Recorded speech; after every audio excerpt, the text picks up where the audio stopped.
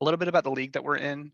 So this is newish to our club. Is we used to be part of two different leagues, at WPL and NPSL, but this season we're decided to go solely with WPL. It's a Premier League based. A lot of the games are going to be up in Seattle-ish area. The reason we decided to go with this is honestly because it just is the most competitive league that we can realistically be part of. The WPL this last season, we saw just huge improvements for the teams that were part of the WPL, just due to the how competitive all the other teams were. So we think it's kind of the way to go. There's some downsides to it, but for the most part, WPL is probably the most competitive we can realistically get to. A lot of the other leagues, you kind of need to have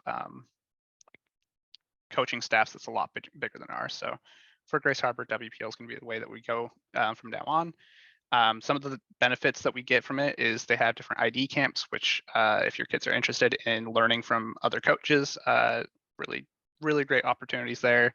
They give us some coach development, some club development, and then they have a surf academy, which is just players from all over Washington get to compete.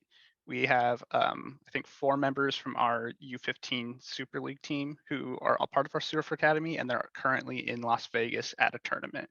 So there's huge opportunities there, and it's great to see some of our players getting to go off to these, like they were in Texas a little while ago, now they're in Las Vegas getting to go play in tournaments and represent Washington as part of the Surf Academy. We're also with them as they're very much a player focused league, and I think if you've been part of the WPL in the last season, you guys know it is a really good league to be part of. A little bit into the expectations. When you do registration, there'll be a parent and player contract you'll have to sign. So read that for a bit more in-depth information, but we wanted to go over a little bit of what's expected from you kind of upfront. So for players, pretty basic stuff. It's just attend your games and practices with proper gear and uniform. The one caveat I'll mention here is shin guards. For some reason, some players get in their mind that shin guards are optional. They are not. Every single practice you have to come with shin guards. If you don't come with shin guards, your player is getting sent home. That's just how it has to happen at this point. Especially at the beginning of last season, we had a lot of issues with players coming to practice without shin guards, thinking that they could play.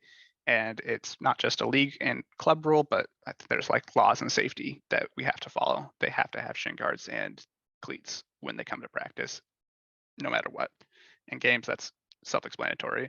A ref's not going to let you on the field unless you have the proper gear and uniform. So make sure your kids have shin guards at every single practice. If you're not going to make a practice, we ask that you communicate with your coaches. Some of our teams aren't the largest at this point. We have lower numbers on some of our younger teams. So if you're going to miss a game, let your coach know, because it's going to affect how they play that game or if they need to reschedule it. So just make sure that you're communicating as much as you can. We use an app called Band. If you're not in a band yet, please reach out to me. You can either message our Facebook page or send an email to president@graceharborfc.com, and we'll get you in the correct band. When I sent out emails with the congratulations, you're part of a team, I provided the links, but if you didn't get that for some reason, just let me know. I'll make sure you get in the correct band. That's where you're going to get information about when practices are, when games are, all that kind of information. Really important to be in band, as that's where you're going to get all the information from your coach. Lastly, players are expected to just positively represent the club in any game, club, or event. Pretty self-explanatory. For parents, again, pretty simple. One of the big things is you're positively supporting your player from the sidelines. One thing we don't want you to do is coach during games or coach during practices. You're a parent, and we need to make sure that we're kind of creating those division of the coaches are going to coach and the parents are there to support. If you're yelling to tell your players to do X, Y, and Z during a game, or telling them to do something during practice, it not only confuses them, but it makes the coach's job a lot harder, because now the player has to decide if they trust the parents' advice or the coach's advice, and they're going to have to disobey someone. It's not a good situation to put the players in, not a good situation to put the coaches in. So we ask that you just positively support your player from the sidelines. Other than that, respecting coaches and referees during games and training, pretty self-explanatory. Luckily, we haven't had a lot of issues with respecting referees and stuff like that. We've been pretty respectful, and we just want to keep that going. Again, allow the coaches to coach and the players to play. We're just there to make sure they have fun. The coaches are there to help them grow. If the parents start getting involved in the decision making and all that kind of stuff, it just becomes hectic and it devolves really quickly. If you have an issue, talk to the coach privately. Afterwards, after the training, after the game, you can pull them aside and talk to them. If something's not resolved, feel free to come to me and we can talk about it. But don't do it during a game. Don't do it during a practice. It has to just let them control their practices and games. Just do it privately afterwards. With that being said, we're asking that if you do come to any trainings, we ask that you stay off the field. A lot of the times parents want to come and watch their kids practice, especially with the youngers. We understand that, but we want you in the bleachers, not on the field, because again, it creates that division of the coaches are there to coach, you're there just to support.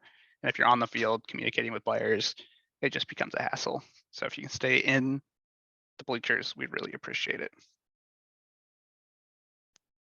Here is a quick practice schedule. Things may change slightly, but this is what you can kind of expect based on your team. And I'll kind of go through what all the numbers mean because it may not be self-explanatory. Again, I still have to confirm with some coaches to make sure these are the exact times, but for the most part, this is what to expect. So for example, on Wednesday, all the teams are going to be there, so I'll go through that one. B10, 6 to 8. B10 is going to be my team. It means boys, and then the number is the birth year. It's kind of how the league has been transitioning. So we're not using like U10, U14, something like that. We're calling them by their birth year. So B10 will be 6 to 8, B13, 6 to 7:30. So that'd be our U11s. BO5 and GO5, that's not anyone here most likely, but that's our U17 teams that Eddie coaches, or U19. So they'll be 4 to 6, and then B14 and B15 is 4 to 6. He'll most likely separate those so there's an hour for each team. But again, it's going to be up to Coach Ty to figure that out. That one, we still need to figure out exactly when they'll be practicing. So make sure you're in band so that he can communicate that. And then again, GO7, not one of us, but one of our winter teams is 6 to 8. For those who are new to the club, we practice at Stewart Field in Aberdeen. So right now, that's the only field we have access to just because it's dark. That means on Wednesday, we have a lot of teams on the field at one time. It's going to be hectic, but it should be good because the entire academy is essentially in one spot on those days. Once it does get brighter out, we will move into practicing both at Stewart and also at a field called Emmanuel Baptist Church. But again, that'll be communicated in band. There's no lights at Emmanuel, so we can't really practice there until it gets light.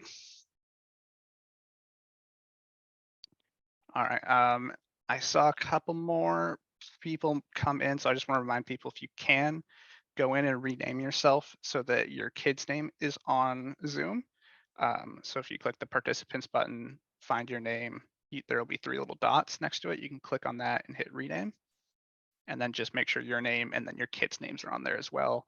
That way, when we're taking attendance, we can see who made it, who didn't. Makes it a lot easier. That way, if someone missed, we can give them the information later. Perfect. Next is games. I don't have a ton of information about games yet, but we'll go over what we have. So we're expected to start around February 3rd for most teams. If you're in the younger teams, the U9 or U10, it may start a little bit later. On WPL only has said games will start February through March, so we don't know a specific date yet. But for our U11 and U14, you should start around February 3rd. Once the schedules have been posted, we'll get that out to everyone and we will send it out via band. The only caveat here is make sure that you've paid or a payment plan is in place before your first game. If you're not paid, we can't register you, so you wouldn't be able to play in a game until you're paid. But yeah, if you're registered and you make a payment or you're in your payment plan, you're good to go. That will bring us on to the pricing. So it's $300. As we kind of posted a little bit ago, we had to raise our prices this year, but it's going to be $300 for the season. It pays for a lot of things in competitive soccer. There's just so many different little fees that it just adds up so quickly. So it'll pay for a home and away jersey.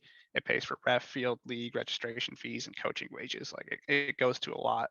And even then, I'll get into this a little bit more, but like $300 still doesn't make us break even. So we rely a lot on fundraising and sponsorships. We want to keep the price as low as possible. This is just the lowest we can get for how many fees that we get charged with the league. Again, we have payment plans. If you can't make the full 300 at once, that's fine. You can just reach out to our admin at GraceHarborFC.com email and set up a payment plan. We have 3 different ones. We have a $50 a month for 6 months, 100 for 3 months, or 150 for 2. If you can't make it at all, also understandable. We try to be as flexible as possible. So we have scholarships. You can fill out an application. They'll be on our website, and then send it to admin at GraceHarborFC.com. Just reach out to us and we can help guide you through that process. And once we get all the scholarship applications in, the board will review them and see what we can do on a case-to-case basis.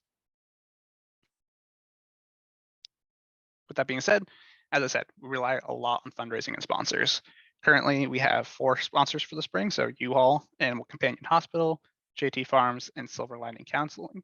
But we're looking for more. Hopefully we can add more to this. So my kind of call out is if you know local businesses or just local people who might be willing to sponsor a kid to play soccer, have them reach out to us. We want to include as much of our local community as possible. Scholarship sponsors are one of the things I'll push for a lot. Is it's really great when someone's saying, hey, I know people can't play soccer. I'll spend an extra $300 to sponsor a kid to play. It goes a long way and it helps a lot of kids in the community. But we also have like jersey sponsors, warm-up sponsors, gear sponsors, club sponsors. There's tons of different ones. The caveat on like jersey sponsors is we're not getting new jerseys for the spring. Like we're getting new ones if you're not there, but we're not adding sponsors for our jerseys yet.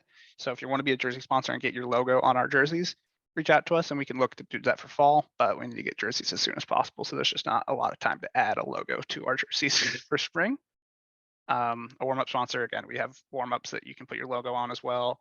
A gear sponsor is just where there's a lot of gear that we have to go buy. Like right now, we're looking to go buy some size 4 balls. So if you want to be a gear sponsor and help us buy size 4 balls for our U11 team, reach out, and that's definitely an opportunity. And then again, scholarship sponsors, $300 helps the kid play soccer if they can't afford it. And then a club sponsor is just, I just want to give you money to help keep running, and it can kind of go to anything. There's more than that, I think, but those are kind of the main ones. If you're interested, or if you know someone's interested, have them either reach out to our Facebook page or eddie.rosa@graceharborfc.com. He handles a lot of our sponsorships and gets us settled there. So that's kind of my plug for come sponsor us if you have the opportunity. And then lastly, our big one is fundraising. If you do apply for a scholarship, we do ask that you participate in fundraising because that's what essentially pays for our scholarships as well. Some of the big ones we do, a fun run will be kind of towards the spring/summer. We like to do a whole bunch of different tournaments throughout the summer, but those again cost some money. So that's completely fundraised over the summer, and our fun run's a big one for that. We make a good amount on it, and all of that money goes directly towards just paying for the tournaments. It doesn't go into paying coaches or anything like that. It just goes for those tournaments. The auction, looking to get that plan still, hopefully here in the next month or two. Bingo nights, we've done one at the Elks last year, and we'll probably look to do another one as well. Bake sales are always a hit. We have a lot of people who are really passionate about baking, so look out for those. Car washes, we do those at trying to find other places, but I don't even remember the name anymore. But we do those occasionally when we have the weather for it, and they raise us a decent amount. And the one that's going to be coming up most recent is our raffle.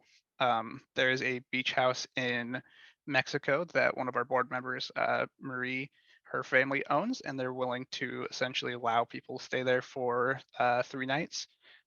So the accommodations are essentially taken care of. You still have to figure out a flight and stuff, but we'll be raffling that off here soon. So look out for information about that. It'll be like, I think we decided $5 a ticket, and then we'll raffle off a 3-night stay in Mexico. Really beautiful house and should be a good fundraiser. Lastly, we also are always in need of volunteers. So we have a sponsorship committee. People come in and out of it, but we're looking to get that back up and running for spring. So if you're interested in volunteering to like plan events or anything like that, just reach out to me, again, via Facebook, via email, however, or just finding me at training, let me know.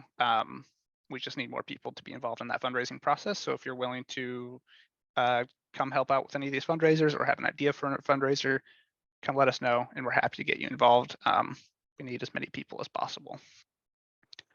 All right, that is it. I see that someone has their hand raised, so I am going to move into questions. Anna, you have a question? No, I do not. I just wanted to let you know I was here. Sorry. Okay, no problem. All right, so I ran through that pretty quickly though. So I'm gonna stop sharing. If anyone has any questions, let me know. See one in the chat. Yeah, I just saw the email about that today. I was gonna get back to you. I just forgot. I will get back to you via email as soon as possible, Crystal, on what we can do there. I just need to look into it, and I'll get back to you. All right, how long is the season? We have 8 games in the season, so once games start, we'll have about 8 weeks. Might be a bye week in there or two, but there'll be 8 games. I don't know for sure how long, like into like what day will be the last game until the schedule has been released, but you can plan on at least playing 8 games. Will B13 have home games? I don't know. I think we've been trying to. Daniel, do you have a yes or no on that? Or is it still just waiting for the WPL? He's texting me instead of unmuting himself. Looks like yes, he says. Yes, B13 has home games, but it looks like they'll be at the Rack or Bishop, so home-ish. If it's the Rack, but yeah, we're trying. We're trying to get them at Bishop. It's just up to the league, so hopefully we'll get some in Bishop, and we'll know that as soon as the schedule's released. So what if some of us have to work at till 5? Is that in regards to practice times and stuff? So for you, I know you're on my team, so we practice at 6. If you get off at 5 and can't get there exactly at 6, just that's fine. I understand that some people can't get there exactly on time. But again, it should be 6 o'clock. That way people have time to get back from work, grab their kids and go. If you're a little bit late, just shoot me a message saying, hey, I work and I'm not gonna be able to get them to practice exactly on time each time. And we're happy to like give exceptions and just let you be late essentially. Okay, cool. There are teams that do practice before like 5. In those cases, again, just talk to your coach. Coaches are pretty flexible and we can work something out.